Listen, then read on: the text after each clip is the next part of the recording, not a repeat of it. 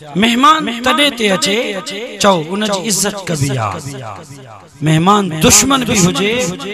हाली ओता कते आयो अदा इनके तकलीफ न दींदास पो दिठो इंदो अब ये आहे के नहीं असा वडड़न का इयो बुधो हाने माहौल मटजियो अल्लाह जाने तो बुधो बुधो मां जेका गाल करण चाया तो पांजे मौजू जे उन्वान के तुझे ज़हन में विहारण चाया छो तो मुझे वाइज तकरीर जो अंदाज भी कुछ समझाणी जे अंदाज सा हुंदो आ मां चवंदो आ त मुजी तकरीर मुजो मौजू तुझे दिल दिमाग में वेहे उन जो खुलासो मां बयान कया। मेहमान जी इज्जत कभी खानदानी नस्ली मेजबान हुंदो पो मेहमान जा किस्मनी को मेहमान साईं जो आयो को मौलवी जो को पीर फकीर मुर्शिद जो मेहमान को साईं वडे जो मेहमान हलो साईं मेहमान आयल के वडे मानू जो हुंदो उन जी इज्जत भी एडी वडी कंदा से छो त वडे साईं जो मेहमान सरदार मोकलियो आ सैयद साईं मुर्शिद बुजुर्ग मोकलियो आ जे करे मेहमान जी इज्जत न कई से एक त मेजबान मुर्दार चेबो बियो साईं वडो सरदार नाराज थींदो मुसलमानो पो मेहमान जा भी ब किस्म वरी एकड़ो मेहमान इंदो ज़ामत खयूं चोड़ो ठायूं डरो दिनियूं खादियूं पीतियूं गिला कयूं हलियो विंदो अल्लाह एड़े मेहमान का जिंद बचाए। एकड़ा मेहमान तब रोलू अब गाल समझाई रोलू जेके घर का तड़ियल हैं पया हैं यारन जे दोस्तन जे बदी घर में आ त 15 दी बहरा यो मेहमान न चेबो मेहमान जी इज्जत नबी से फरमाया 3 दी अंत कयो सल्लल्लाहु अलैहि वसल्लम चौथ सही उन का पो जेको दाल बसर तो खाराए न बारन के वो ठोके मुंह में खाए वे उन जी मर्जी लडो खणे टपड़न जी मर्जी गुनाह कोने पर मेहमान बियो इंदो आ रहमत मेहमान इंदो आ रहमत खयूं इंदो आ आने एकड़ो मेहमान पूछण वारो थव ओ जेको मामूली मेहमान ना है मामूली के इंसान पीर फकीर जो मोकलिल कोन है अल्लाह जो मेहमान हथ मथे करे जो जो नालो रमजान ए मेहमान भी एड़ो जेको रहमत हुए बरकत के तो अचे चो सुभान वडे आवाज सुभान अल्लाह तो चो अब यो मेहमान समझ में आयो तो के केड़ो मेहमान खपे रहमत वारो बरकत वारो है एड़ो मेहमान होजे अल्लाह आने मेहमान भी अल्लाह जो अब दुनिया जो मेहमान उन जी इज्जत न कई से कदर न क्यों से साईं नाराज सिंधो भोतार सरदार साईं मुर्शिद पीर फकीर हे मेहमान रमजान एड़ो थव इन जो कदर न कवे मुसलमानो अल्लाह नाराज सिंधो अल्लाह नाराज सो हड़वई छा बचो तेजे करे अचो कुरान का पुछू इन मेहमान जो हाल अहवाल त वठूं बुधो बुधो बी गाल टी गाल मेहमान वडे मानू जो इंदो आ वडन मानन वठ अब वडन मानन जा मेहमान वडन जो ताकंते गरीबन वठींदा हलायो न था हे अल्लाह सबन का वडो आ अल्लाह जो मेहमान हर गरीब मिस्कीन जे झोपड़ी में भी इंदो अल्लाह फरमाईंदो सरदारन जो ताकन में भी विंदो बंगलन नवाबन मत भी विंदो ई अल्लाह जो मेहमान आ मामूली ना है ये गरीबन मिस्कीनन जे तदे ते भी इंदो उनन जे ला भी रहमतू खणी इंदो ओ मर्द औरतो जवानो पढ़ो यो अल्लाह जो मेहमान थवन जो कदर कयो कई बुधो चौथी गाल अबा मानो आजकल सिफारिश कंदा है हथ के वठी अगे मानो के दींदा है अब साईं हे मोजो खास मेहमान आ मोजो दोस्त आ इन जी पारता हथ के वठी बे के दींदा जमादार के नहीं सरदार के नहीं वडे मानो के नहीं साईं हे मोजो मानो आ इन जी पारत होजे खास खास पारत होजे सिफारिश कंदो हथ के वठी करे अल्लाह भी मोमिनन जे हथ के वठी थो चवे खबरदार हे मुझो मेहमान थव ताकीद थो करे अल्लाह बार बार रब थो चवे आने खोलो कुरान चो सुभान अल्लाह आहे मूं ॿुधण जो कुरान जो सुभान बैयत मथे कर थदा वेठा तमोजा दोस्त अजीजो तवज्जा कयो अल्लाह से फरमाए तो या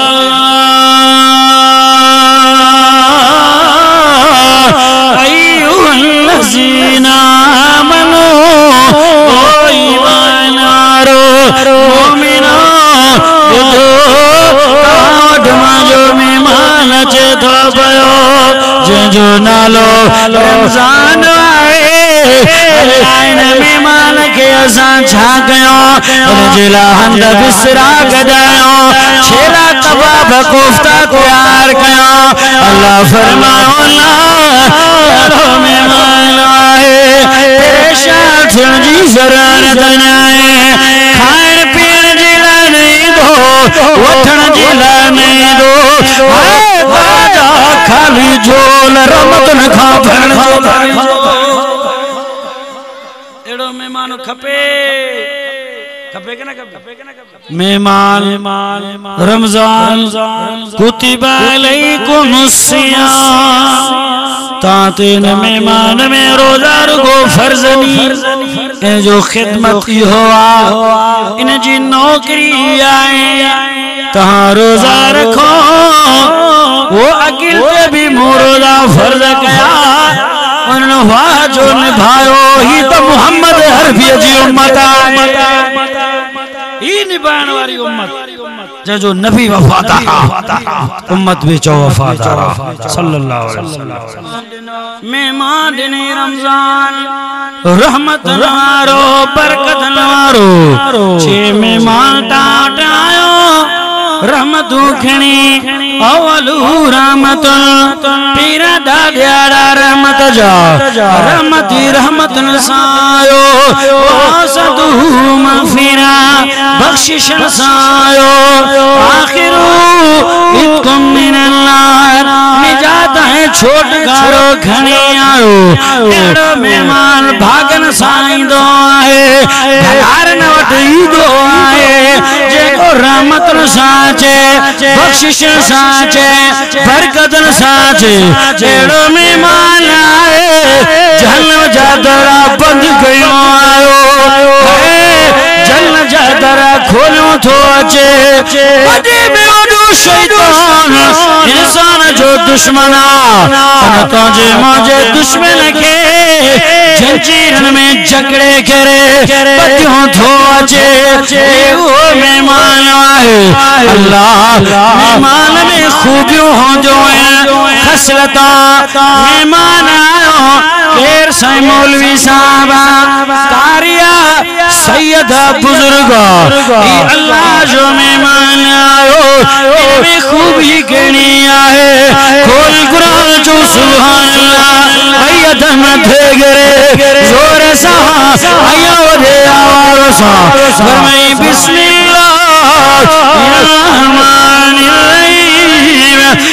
सिमरा है सूरतुल बकरा है अल्लाह कुरान में ऐलान करो अल्लाह तुझे मेहमान में खूबी केड़िया वडो खूबियों थस शहर रमज़ान الذي उनज़िल फीहि कुरान वडी खूबी आए इनमें अल्लाह एड़ो कुरान ताकीद नवा कुरान नाज़िल कया है इन मेहमान में ही कुरान साके मिलो वडी खूबी आए बी खूबी